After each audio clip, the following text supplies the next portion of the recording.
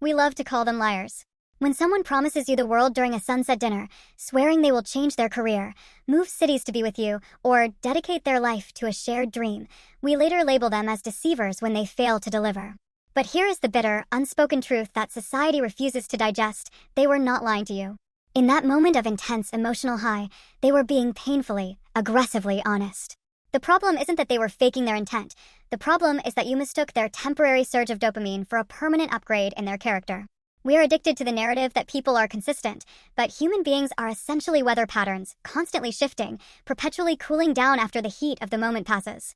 When someone promises you a forever, they are telling you what they wish they could be, not who they are capable of becoming.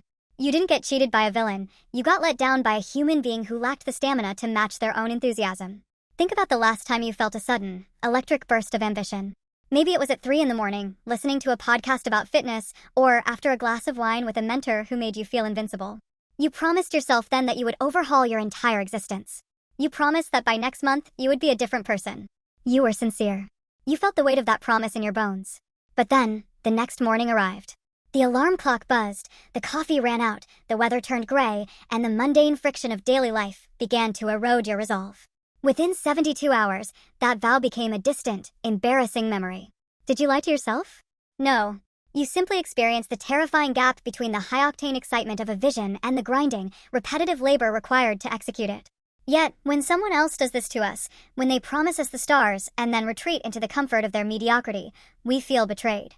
We want to believe there is a malicious plot, a calculated scheme to bait and switch.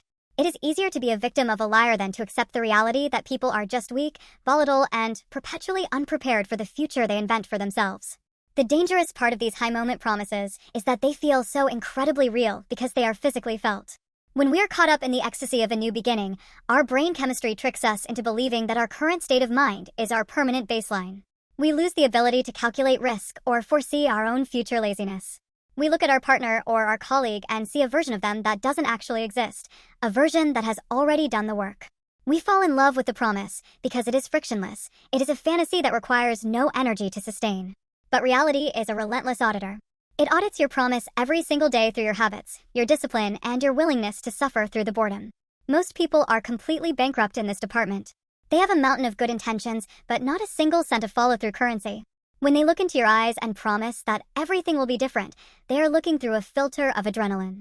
They are genuinely convinced of their own transformation, right up until the moment the adrenaline dissipates. Once the heat fades, the cooling process is inevitable. The harsh reality is that most people do not have the internal machinery to sustain a transformation. They haven't built the systems, they haven't developed the patience, and they haven't accepted the cost of their words. So, they revert. They go back to the safe, predictable, and ultimately disappointing patterns that defined them before. The promise isn't broken because they never intended to keep it. It is broken because they were never equipped to handle the gravity of it. We keep expecting people to grow into their promises, but the truth is that people usually shrink down to their baseline habits. You see this everywhere.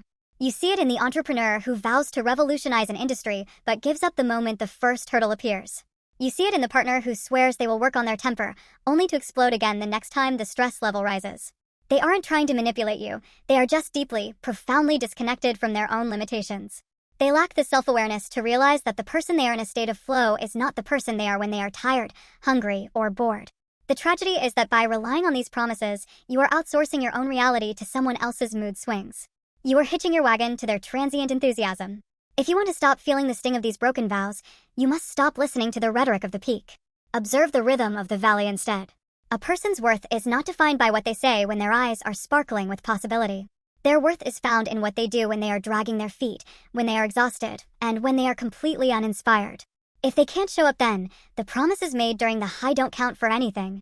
It is a harsh filter to apply, but it is the only one that keeps you from drowning in other people's incompetence. You have to realize that most of the world is just performing for themselves, trying to convince themselves that they are capable of being great, and they are using your hope as their audience. Don't be the audience. Be the observer. Stop waiting for them to catch up to their own words. They aren't going to make it. They were never running the same race as you.